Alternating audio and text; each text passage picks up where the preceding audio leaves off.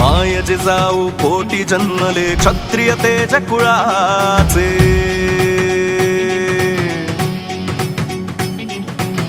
अतिशय चांगल्या रीतीने आज हा कार्यक्रम पार पाडलेला आहे। कुलाबा मतदारसंघात एक नंबरचं जर कोणतं शिवाजी महाराजांचं मंदिर असेल, शिवतीर्थ असेल, तर हे आपल्या अफगाण चर्च मधलं आहे, हे देखील मी तुम्हाला सांगू इच्छितो।